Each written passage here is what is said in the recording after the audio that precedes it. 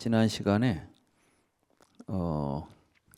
불교는 기존의 세계관과 다르다.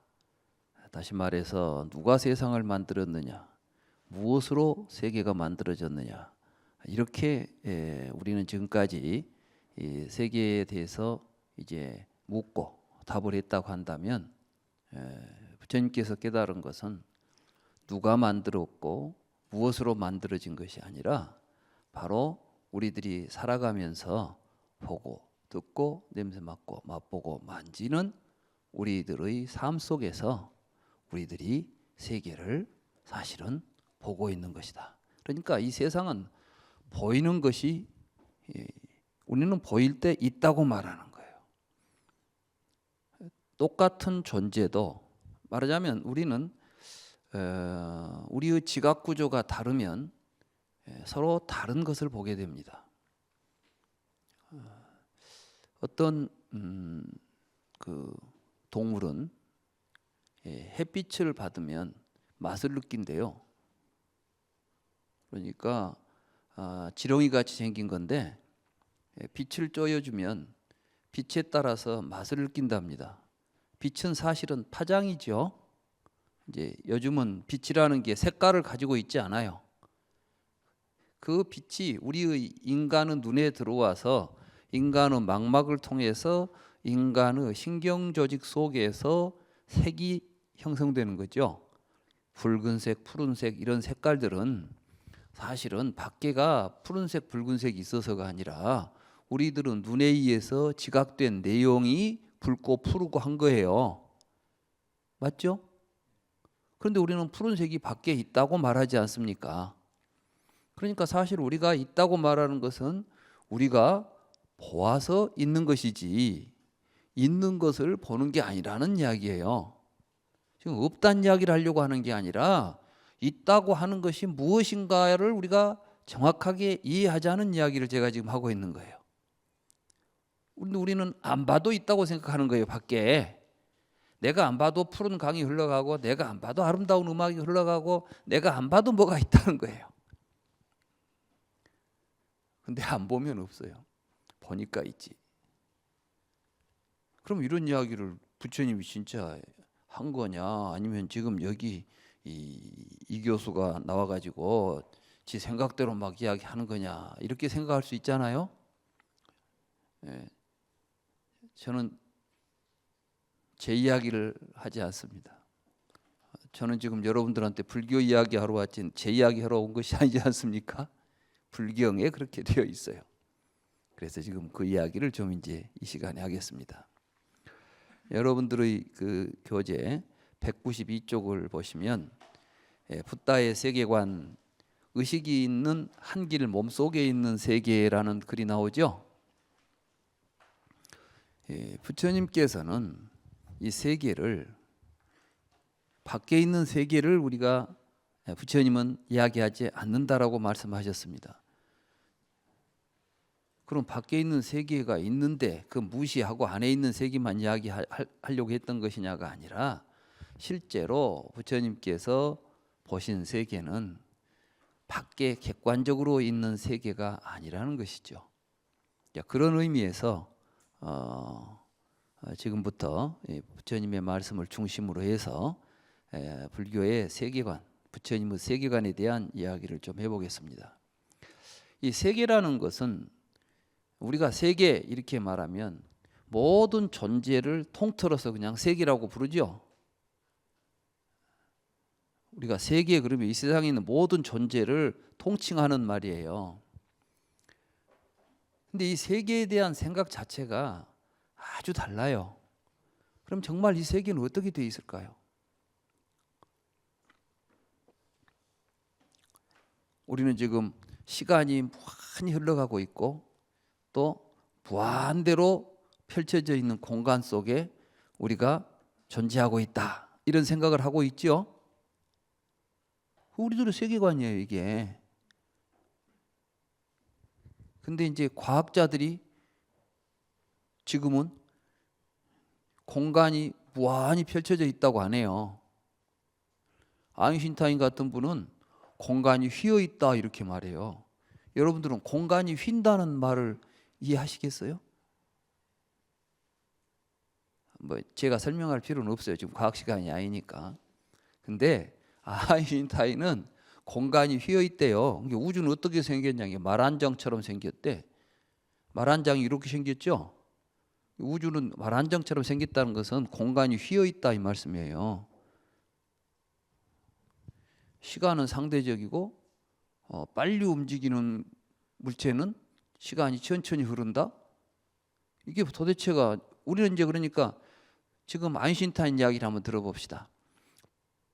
빨리 움직이는 물체는 시간이 천천히 흐른다. 그 말은 시간이 공간 속에서 절대적으로 있다는 이야기입니까? 아니면은 개개의 사물 속에서 시간이 흘러간다는 겁니까?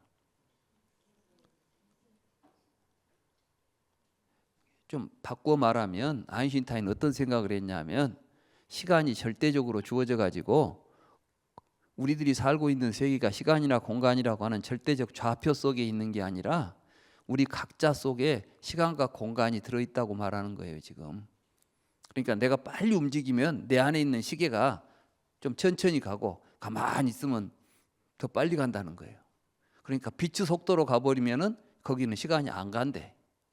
그럼 시간이 안 가는 데가 있다는 이야기는 뭐예요? 시간이 절대적으로 있다는 이야기가 아니잖아요. 이해가 되세요? 이해는 되지만 실감은 안 나죠. 실감이 안 나. 왜? 우리는 지금까지 그 생각 속에 젖어서 살고 있으니까.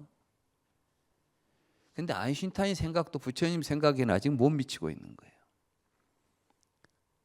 근데 중요한 건 뭐냐면 기존에 우리가 가지고 있었던 절대적이라고 했던 생각들이 깨지고 있다는 겁니다. 지금 현대 과학에 의해서. 그런데 놀라운 것은 그러한 생각들이 부처님의 깨달음의 방향으로 변화하고 있다는 사실이에요. 그래서 우리가 이제 불교를 제대로 이렇게 이해를 하게 되면 앞으로 미래 시대에 불교가 이제 우리 인류에게 어떤 역할을 할 수 있는가 하는 그런 비전을 또 볼 수가 있어요. 그래서 이런 공부를 우리가 부처님 말씀을 제대로 좀 이해하고 거기에 들어있는 의미를 깊이 있게 통찰한다는 것은 여러 가지로 우리의 삶에 큰 의미가 있겠다 이런 생각을 해봅니다. 부처님이 살던 시대에는 그럼 사람들은 어떻게 살았냐? 그렇죠. 이 세상은 시간과 공간이라는 무수한 우주 속에 있는데 그 사람들은 우리가 가지고 있는 세계관보다 좀 더 다른 세계관을 가지고 있었어요. 말하자면 세간이 하나가 아니에요. 이제 여러 개의 세간이 있어. 그러니까 그 세간을 이제 우리들이 돌아다니면서 산다는 거예요. 이게 윤회설이에요. 그러니까 윤회설도 역시 시간과 공간 속에서 일어난 사건이겠죠. 그러니까 지금 우리 불교를 공부하는 분들이 어떤 생각을 하냐 하면 불교는 윤회설이다.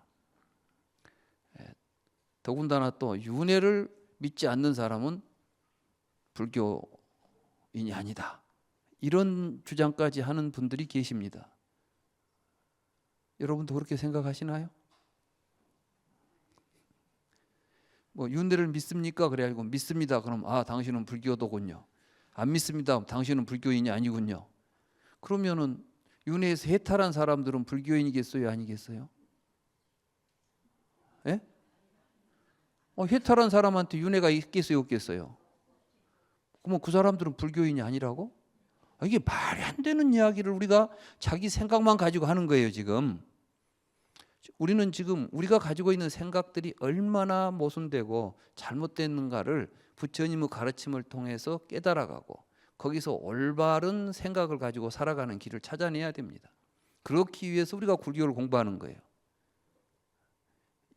부처님 당시의 윤회설은 처음부터 나온 것도 아니고 인도의 오랜 역사 속에서 이제 브라마나 시기가 오게 되고 우파니샤드라는 시기가 나타나게 됩니다.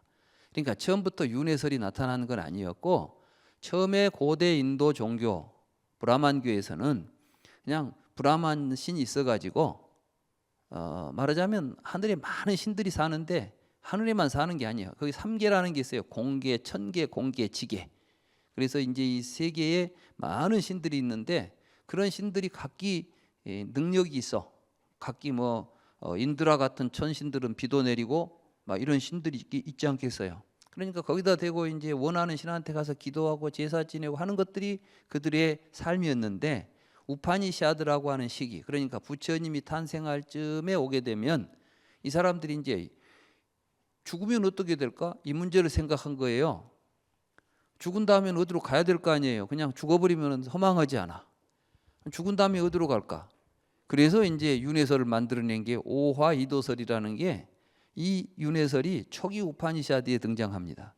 그러니까 이제 고대로 베다라고 하는 문헌이 수천 년 전부터 만들어진 문헌이 있는데, 그 문헌 속에서 윤회설이 처음 등장한 게 부처님 탄생하기 한 100~200년 전에 이제 나타나는 문헌들 속에 드디어 윤회설이라는 설이 등장하는데, 사람들이 죽으면 화장을 하면 화장을 할 때 연기를 타고 영혼이 하늘로 올라가서 5단계를 거쳐서 다시 이 땅에 내려온다. 그래가지고 부모 태안에 들어오게 되는데, 그러니까 처음에 윤회설은 사실은 공간을 돌아다니는 윤회설도 아니고 세계는 하나인데 하늘로 세계 올라갔다가 땅으로 도로 내려온다는 거니까 환생설이에요. 처음 출발은 환생에서 출발합니다. 그런데 이제 죄를 많이 지은 사람들은 환생을 할 때 사람으로 못 태어나고 버러지나 동물로 태어나고, 그도저도 아닌 것들은 무주고원이 돼가지고 아주 고통을 받으면서 떠돌아다니는 이러한 생각을 가지고 윤회설이 만들어졌어요. 부처님 당시에 사람들은 이제 그러한 세계관에서 그러한 윤회설을 믿고 살았던 거예요. 근데 이러한 윤회설에 대해서 그럼 부처님은 어떻게 생각하셨을까요? 여러분들의 교재 193쪽에 보면 마찌마 니까야에 사와사와 숫다라는 경이 있어요. 이게 일체의 번외경이라는 뜻이에요. 아사와라는 것은 누, 유루무루 할 때 번외 누가 있죠. 이 모든 번외는 어디에서 나타나느냐? 부처님은 이렇게 말씀하셨어요. 우리들을 괴롭히는, 우리의 삶에 고통을 일으키는 번외는 어디에서 근거하느냐? 이것은 이치에 맞지 않는 생각을 하기 때문에 나타난다 그랬어요.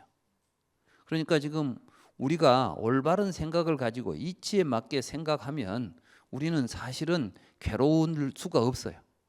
여러분들이 지금 삶을 통해서 느끼고 있는 거의 많은 괴로움들은 이치에 맞지 않는 생각을 하니까 나타나는 거예요.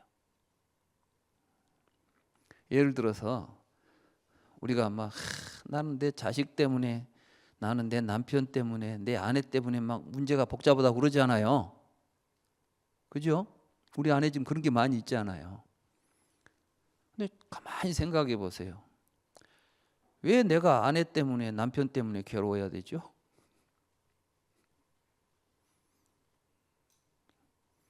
붙잡고 있고 내 마음대로 돼야 된다고 생각하고 내 것이라고 생각하고 있으니까 그런 거 아니에요. 근데 잘 생각해 보세요. 내 것입니까? 그 사람 내 마음대로 해야 될 사람입니까? 전혀 아니야. 그러니까 왜 그러냐면은 삶의 주인공이 자기고 자기 삶은 자기가 만들 수밖에 없다는 사실을 모르기 때문에 나타나는 일들이에요, 사실은. 아까 제가 그랬죠. 세계는 누가 만든다고요? 그래, 그러니까 지 세상 만들기 위해서 열심히 살면 되지. 왜 남 보고 갖고 너 때문이야라고 하냐고. 이게 문제잖아요. 그죠? 그러면 다 해결돼. 그러니까 이치에 맞는 생각, 올바른 생각. 그래서 불교 수행은 출발이 뭡니까? 팔정도의 출발이 뭐예요? 정견. 여기서도 그렇게 말해요. 자, 그러면 이치에 맞지 않는 생각, 모든 번뇌가 일어나고 있는 이치에 맞지 않는 생각을 부처님은 뭐라고 말씀하셨냐? 무지한 범부는 다음과 같이 이치에 맞지 않는 생각을 한다오. 나는 진실로 과거세에 존재했을까? 존재하지 않았을까? 진실로 과거세에는 무엇이었을까? 진실로 과거세에는 어떻게 지냈을까? 나는 진실로 과거세에 무엇이 되어 무엇으로 존재했을까? 나는 진실로 미래세에 존재하게 될까? 존재하지 않게 될까? 진실로 미래세에는 무엇이 될까? 진실로 미래세에서는 어떻게 지내게 될까? 나는 진실로 미래세에 무엇이 되어 무엇으로 존재하게 될까? 이게 뭔 생각이에요? 이게 윤회설이에요.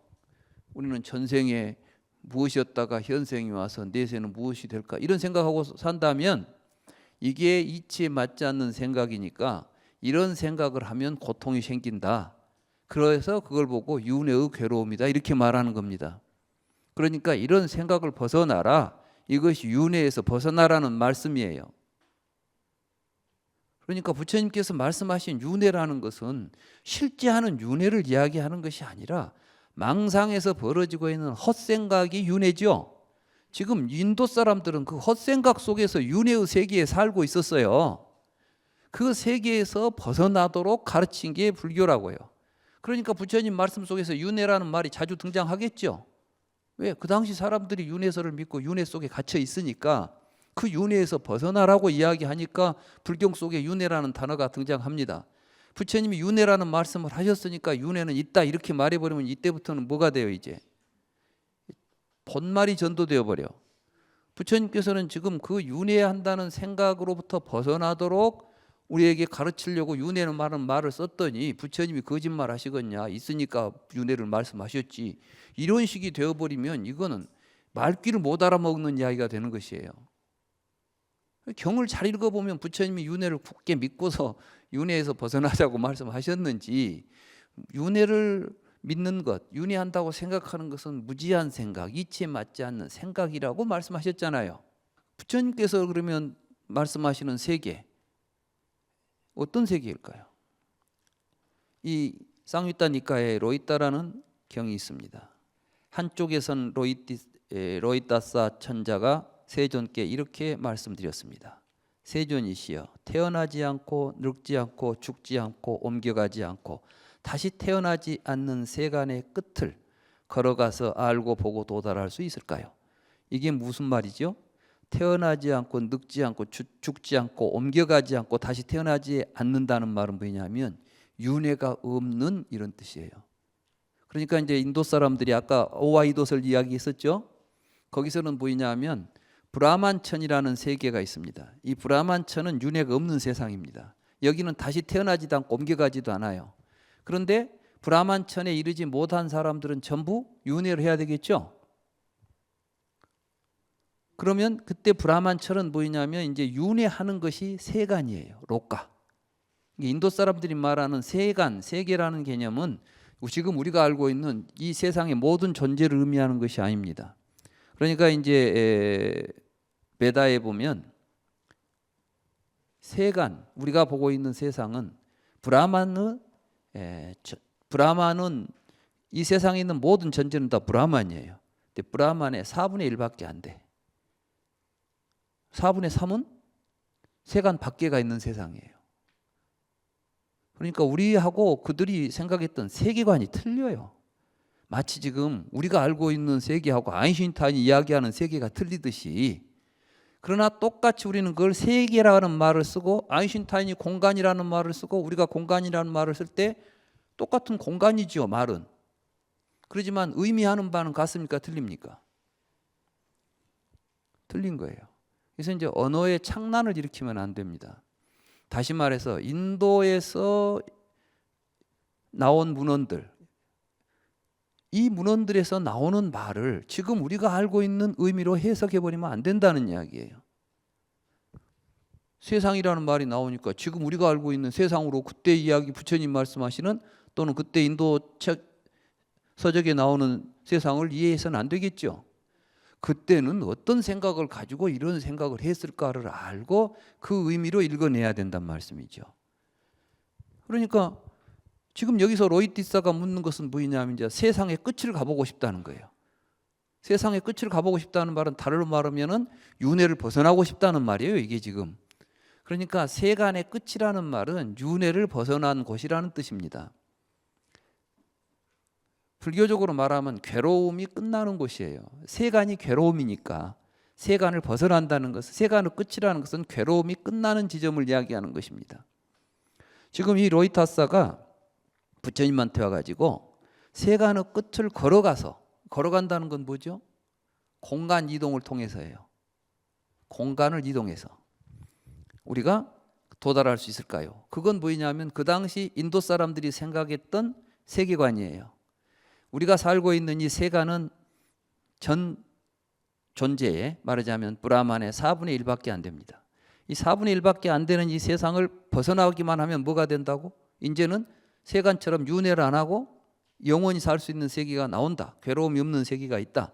그 세계를 가기 위해서는 우파니샤드의 진리를 알고 베다에 충실해서 제사를 잘 모시고 막 이렇게 해야 된다고 가르쳤던 가르침이 있어요. 그러니까 결국은 공간을 우리가 이동해 간다는 생각을 하는 겁니다. 부처님께서 존자여 태어나지 않고 늙지 않고 죽지 않고 옮겨가지 않고 다시 태어나지 않는 세간의 끝을 걸어가서 알고 보고 도달할 수는 없다고 나는 말한다. 그러니까 걸어서는 못 간다. 공간 아무리 이 세간을 벗어나려고 해봐야 걸어서는 이 세간을 벗어날 수 없다는 말처럼 들리죠. 그러니까 이제 로이타사가 그렇습니다. 놀랍습니다 세존이시여, 경이롭습니다 세존이시여. 참으로 잘 말씀하셨습니다. 저는 옛날에 로이타사라고 하는 선인이었는데 보호자의 아들로서 하늘을 걸어다니는 신통력이 있었습니다. 세존이시여, 저는 훈련받아 능숙하게 숙련된 솜씨 좋은 궁사가 쏜 화살처럼 날려고 빨랐습니다. 저는 한 걸음에 동해에서 서해로 가로질러 갔습니다. 세존이시여, 그때 저에게 나는 걸어서 세간의 끝에 도달해야겠다라는 욕망이 생겼습니다.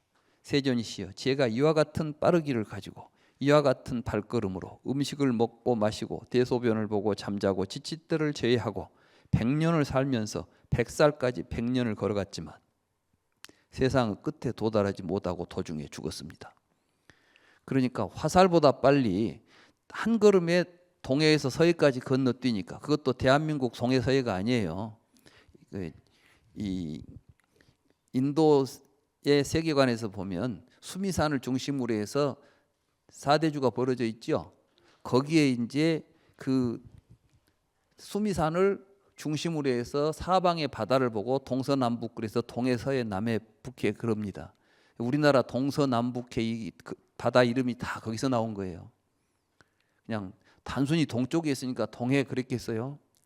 사실은 우리나라를 세계 수미산의 중심으로 보고 남쪽에 있고 동쪽에 있고 이러니까 이름을 그렇게 붙인 거예요 사실은. 그러니까 이 사해라는 말이 나오잖아요. 그래서 우리는 뭐 사해동포 여러분 그러지 않습니까? 이것은 온 세상을 의미하는 거예요. 그러니까 한 세상을 이 인도의 세계관에서 보면 사실은 수미산을 중심으로 하고 있는 세계는 일부에 지나지 않아요. 세계에. 그러니까 그렇게 큰 세상을 단걸음에 건너뛰는 발걸음을 가지고 화살보다 빠른 속도로 100년 동안을 가봐도 끝이 안 나오더라는 거예요.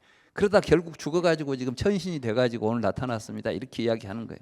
이 이야기는 실제로 천신이 와가지고 부처님한테 한 이야기라기보다는 지금 부처님께서 하려고 하는 말씀의 의미는 뭐겠어요? 그런 사람도 그런 천신도 걸어서 공간으로 가는 세계가 아니야.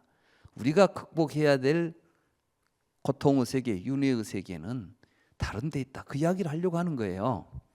그러니까 이제 존자여, 나는 세간의 끝에 가서 괴로움을 종식할 수 있다고 말하지 않는다오. 이게 끝에 가서 이때 이제 걸어가 가지고 그 대신 나는 의식이 있고 생각이 있는 한길 몸속에 있는 세간과 세간의 집과 세간의 멸과 세간의 멸에 이르는 길을 알려준다오. 이게 사성제예요. 그러니까 고진멸도 사성제는 단순하게 고진멸도 내자의 글자가 아니라 바로 세간이 괴로움이 이제 이게 세간을 의미해요. 그리고 이 괴로움이 모이고 괴로움이 사라지고 그 괴로움을 없애는 길이 있다는 거죠. 그러니까 이제 세간을 벗어나려면은 마음 밖으로 돌아다녀야 되겠어요? 마음 안에서 찾아야 되겠어요? 그렇습니다. 그러니까 불교 공부는 부처님 당시부터 불교는 마음 공부고 일체는 유심조다는 이야기를 부처님이 지금 하고 계신 겁니다. 화엄경에 나온 이야기가 아니에요. 일체유심주의 이야기는 이미 초기경전에서 부처님 이렇게 말씀하셨어요. 그리고 나서 이제 개송이 읊어집니다. 걸어서는 결코 세간의 끝에 도달할 수 없지만 세간의 끝에 도달하지 않으면 괴로움에서 벗어날 수 없다네. 그러면 공간적으로 세간의 끝이 없다면 결국 우리는 괴로움에서 벗어날 수 없다는 이야기가 되겠죠. 근데 지금 부처님께서는 세간의 끝에 도달하지 않으면 괴로움을 벗어날 수 없는데 그 세간이 어디에 있는 세간이라고요? 자기 안에 있는 세간이니까 그 세간의 끝을 우리가 가야 되겠죠. 이게 사성제예요. 그러므로 진실로 세간을 아는, 세간의 끝에 도달하여 범행을 마친, 범행이라는 것은 인도 사람들이 옛날에 이제 수행이라는 거 있었죠. 뭘 그 사람들은 왜 불교에는 인도에는 다른 문화권과는 좀 다르게 다른 문화권에서는 그냥 도덕적으로 선행이 있습니다. 선행, 착한 일, 뭐 이런 게 있죠. 근데 인도에서는 뭐가 있냐면은 수행을 통해 가지고 해탈하는 수행이 있어요. 그죠? 다른 문화에는 해탈하기 위해 한 수행은 없죠. 뭐 유교를 믿으면은 뭐 해탈해서 가는 길이 있습니까? 그거는 도덕 분자되자고 그래요. 유교는 공부해 가지고 뭐 하려고 하냐면은 인격적으로 훌륭한 인간 되려고 하는 거죠. 근데 인도에서는 공부하는 목적이 어디에 있냐면은 생사를 벗어나서 해탈하는 데 있다니까요. 불교도 이제 해탈을 목적으로 하지 않습니까? 그런 해탈을 목적으로 하는 행위를 범행이라고 그래요. 브라마짜리아라고 하는데 왜 범행이라고 하느냐면은 브라만천이 생사가 없는 생사를 초월한 세계죠. 그 브라만 세계에 가는 길이란 뜻이에요. 짜리아라는 것은 길이다 또는 실천이다, 행동이다 이런 뜻이에요. 그래서 범행이라고 번역한 것은 브라마짜리아를 번역했고 부처님께서도 그 말씀을 그대로 써가지고 청정한 범행을 닦는다 이렇게 말했어요. 그런데 이제 이때 브라만천에서 말하는 그 브라만교에서 말하는 범행은 뭐냐면 첫째는 신에게 제사를 잘 지내는 거예요. 제사를 안 지내면 이건 공덕을 쌓지 못해. 그래서 도저히 신기에 갈 수가 없어요. 그 다음에는 우파니샤드의 진리를 터득해야 돼요. 그러기 위해서 이제 명상을 하고 그래가지고 우파니샤드의 진리를 터득하게 되면 죽은 다음에 다시 이 세상에 내려오지 않고 이 세상을 벗어나서 범천으로 가버려요. 이런 걸 보고 범행이라고 그랬습니다. 부처님께서는 그건 진정한 범행이 아니라는 거예요. 왜? 공간 이동해서 가는 게 범행이 아니니까. 그럼 불교 범행은 뭐냐? 이게 바로 이제 사념처 수행을 하고 우리 마음을 잘 닦아서 무지로부터 깨닫는 행위를 범행이라고 불렀던 거예요. 그러니까 범행을 마친 세간의 끝에서 평온을 얻은 현자는 이 세간도 저 세간도 바라지 않는다네. 그러니까 이제 이 세간에서 저 세간으로 간다. 뭐 이런 것 바라지 않는다는 것은 뭐죠? 우리는 전부 죽을 다음 세상을 걱정하고 살죠. 죽으면 어떻게 될까? 죽으면 좋은 데 간다 하면 이제 죽기 전에는 좋은 데 가고 싶은 생각. 이게 전부가 다 무지에서 비롯된 아집에서 등장하는 거예요. 그래서 이제 그걸 버리고 난 성자들은 세간을 올바로 아는 성자들은 이 세간도 저 세간도 바라지 않는다. 이걸 이제 열반이라고 불러요. 바로 이렇게 부처님께서는 지금 아까 세간은 어디라고 그랬죠? 나는 의식이 있고 생각이 있는 한길 몸속에 있는 세간을 이야기했죠. 그러니까 우리들의 삶 속에서 우리가 무지에 의해서 고통스러운 세간을 벌려놓고 있어요. 그럼 이 세간을 어떤 식으로 벌려놓을까요? 존재론에서 바로 그 이야기를 하는 거예요. 우리 앞에는 분명히 괴로운 세상이 있죠. 여러분들은 마음이 괴로우면 세상이 괴로운 세상 아닙니까? 그러니까 여기 한 공간에 앉아 있어도 여기서 지금 괴로움을 느끼면 여기는 괴로운 곳이에요. 여기서 지금 즐거움을 느끼면 그 사람은 즐거운 곳이에요. 그렇습니까? 안 그렇습니까? 그러니까 이런 게 세간이에요. 그러니까 세간은 어디가 있어요 지금? 지 한길 그 몸도 어떤 몸, 죽은 몸 속에는 없어. 의식이 있고 생각이 있는 살아있는 한길 몸속이라고 부처님이 탁 말씀하셨잖아요 여기. 그죠? 얼마나 자상하게 말씀하셨어요. 그냥 몸속에 무엇이 하나 들어있다는 것이 아니라 의식이 있고 생각을 가지고 의식을 가지고 살아있는 우리들의 삶 속에 세간이 벌어진다. 이런 이야기를 하고 계시는 것입니다. 더 구체적으로 부처님께서는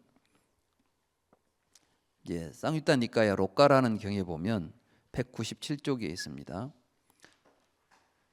세간은 어디에서 생겼나요? 이제 누가 와서 물었어요. 또 천신이 와서 묻습니다. 여기서도 이런 경들이 세간은 어디에서 생겼나요? 어디에서 교제를 하나요? 무엇이 세간을 붙들고 있나요? 세간은 어디에서 고난을 겪나요? 세간은 여섯에서 생겨났다네. 여섯에서 교제를 한다네. 세간 여섯이 세간을 붙들고 있다네. 세간은 여섯에서 고난을 겪는다네. 여섯이 뭐예요? 유깁처예요. 안이비설신의 있죠? 안이비설신의. 그런데 지금 우리 불교를 공부하시는 분들이 유깁처를 육근이라고 알고 있어요. 이제 불교적으로 보면 육근이라는 말하고 유깁처라는 말이 나옵니다. 그런데 육근하고 유깁처는 전혀 다른 말이에요. 말하자면 의미가 달라요. 근데 사람들이 전부 지금 육근과 유깁처를 같은 의미로 이해하고 있습니다. 이 구분을 잘 못해요. 근데 왜 이 구분이 안 되냐면은 불경에는 분명하게 이렇게 구분되어서 사용되는데 어떤 차이가 있는지를 일반 사람들이 쉽게 이해할 수가 없어요. 그래서 부처님께서 열반하신 지 세월이 흘러가니까 부처님 말씀 자체가 참 어려웠어요. 여러분들이 이제 불경을 읽어보시면 어떤 분들은 그래요. 대승경전은 심오하고 어렵지만 이 초기 부처님 초기 경전은 아주 쉬울 거라고 생각을 해요. 그래가지고 시시하다고 생각한 사람도 있어요. 그래서 시시해서 아예 안 보시는 분들이 많아. 대승경전은 심오하니까 대승경전만 보면 되지. 그 소승경전이라고 또 해버려요 그냥.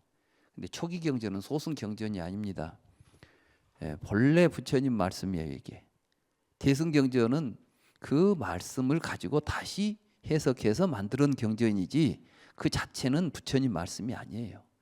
우리가 알고 있는 반야심경도 그렇고 화엄경도 그렇고 금강경도 그렇고 대부분의 모든 대승경전은 부처님이 직접 하신 말씀은 아니고 우리가 아함경, 니까야 이렇게 부르는 초기 경전들이 부처님이 직접 하신 말씀입니다. 근데 사실은 제가 이제 불교를 전공했기 때문에 저는 대승경전은 그런 대로 보면 은유고 비유기 때문에 무슨 뜻인지 짐작이라도 하겠는데 초기 경전을 읽으면서 너무 놀랐어요. 도대체 무슨 말을 하고 있는지 뭐 암호도 아니고 알 수가 없는 거예요. 그만큼 심오합니다. 그런데 그 이야기를 사람들이 이해가 잘 안 되니까 아비달마 불교 시대, 그러니까 부처님 열반하신 지 한 300년쯤 지나서 이제 이 말에다가 주석을 붙이고 이 부처님의 말씀을 가지고 다시 사상적으로 정리하는 문서들이 나타났습니다. 이게 우리가 말하는 논서예요. 논서, 아비달마 논서라고 그러죠. 근데 이 논서에서 아주 간단하게 처리해 버렸어요. 다시 말해서 유깁처는 육근이다 이렇게 등식화를 시켜버렸다고요. 똑같은 말이다 이런 식으로 해석을 해버리니까 지금 우리들은 전부 이제 그 아비달마 불교가 해석을 잘했으리라고 믿고 그대로 부처님 말씀을 받아들였던 겁니다. 그 경전을 이제 초기 경전을 그 시각으로 읽었던 것이에요. 근데 저는 이제 불교를 초기 경전을 연구하다 보니까 거기에서 굉장히 많은 오해가 있었구나. 이런 지점들을 좀 잘 우리가 그 분별해 내야만 부처님의 말씀이 제대로 해석이 되겠구나.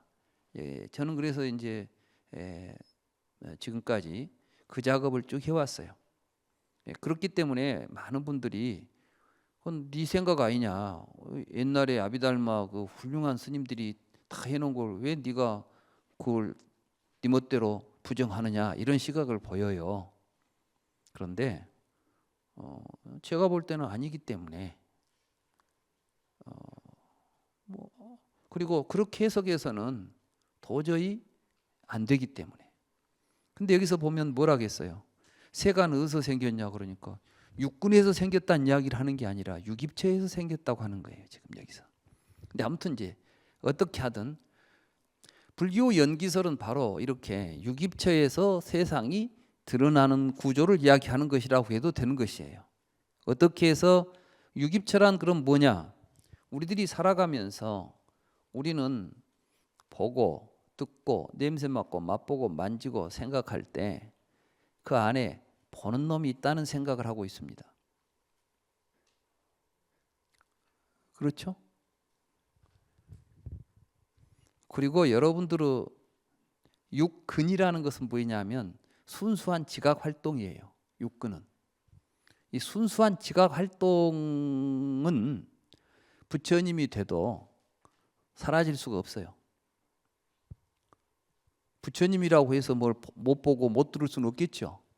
근데 이제 이 중생들은 그런데 육근으로서 지각을 육근의 상태에서 온전하게 하는 게 아니라 유깁처에서 하고 있어요. 그 말은 무엇이냐면 여러분들은 무엇을 보거나 듣는 모든 것들이 자기라는 생각을 가지고 대상을 보는데 그 대상도 항상 자기의 관심이나 욕망이 있는 것만 봐요. 그래서 부처님께서는 안과 색을 우리가 눈으로 색을 본다 그러죠. 이 사이를 서로 결박된 상태라고 봐요. 결박을 끊어야 되는데 눈하고 바깥에 있는 색을 묶고 있다는 거예요. 근데 어떻게 생각하면 그러면 육근하고 육경을 이야기해 버리면은 눈하고 내가 보는 컵하고 무엇이 이걸 묶고 있어요? 이런 이야기를 하는 게 아니에요. 그래서 이제 결법과 결소개법이라는 이야기가 나오는데 눈으로 색을 본다는 것은 무엇이냐면 여러분들이 뭘 보려고 하면은 욕망에 의해서 이게 묶여 있는 상태라는 거예요. 이게 마치 하얀 이제 제자가 물었어요. 그러면 안과 색이 서로 묶여 있다고 하니 눈이 색을 묶고 있습니까? 색이 눈을 묶고 있습니까? 이렇게 이제 물었어요. 그러니까 이제 비유를 들었어요. 흰 소와 검은 소의 가운데 밧줄이 하나 묶여 있다고 이제 가정을 해요. 그러면은 두 소가 서로 묶여 있죠. 근데 누가 묶고 있어요? 흰 소가 검은 소를 묶고 있습니까? 검은 소가 흰 소를 묶고 있습니까? 가운데 밧줄이 묶고 있죠. 그러니까 여기서 벗어나려면은 흰 소를 죽이거나 검은 소를 죽이는 게 중요한 게 그래서는 안 되죠. 뭘 하면 돼? 밧줄을 끊으면 돼. 그래야 되겠죠. 지금 우리가 유깁처와 외입처 두 관계를 이야기하고 있는 거예요. 그래서 우리가 욕망을 끊으면 유깁이 사라진다 이렇게 되는 거예요.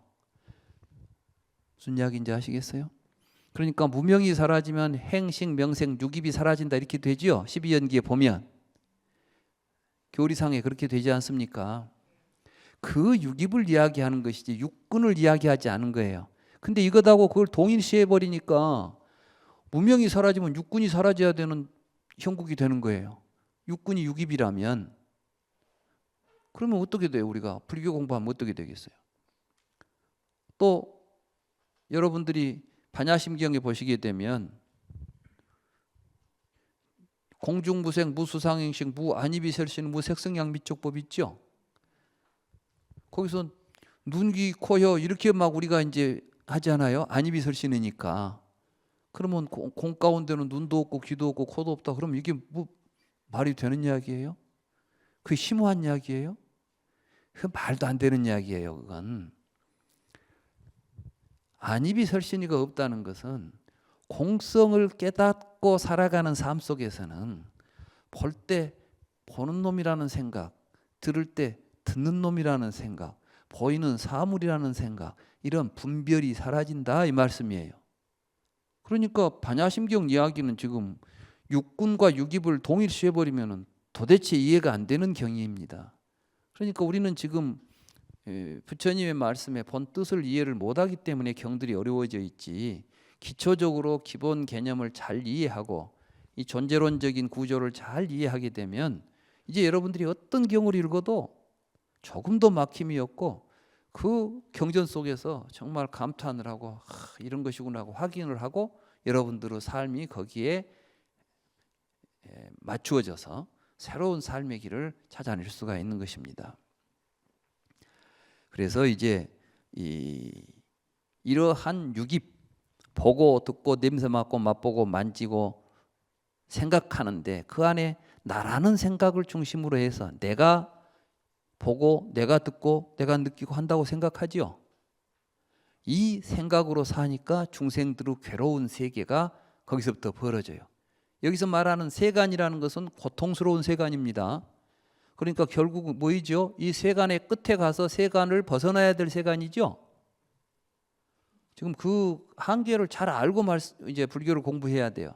여기서 말하는 존재론이라는 것도 객관적 어떤 존재 사실을 이야기하는 것이 아니라 우리 중생들에게 나타나 있는 괴로운 현실들이 어떤 식으로 나타나는가, 이걸 우리는 어떻게 해서 벗어날 수 있는가, 이런 관점에서 존재론이 이야기되고 있는 것입니다. 그래서 사실은 한길 몸속에 있는 세간이라는 것은 무엇이냐 하면 우리 몸 안에 우리가 눈, 귀, 코, 혀, 몸, 생각을 다 우리 몸 안에 갖추고 있죠.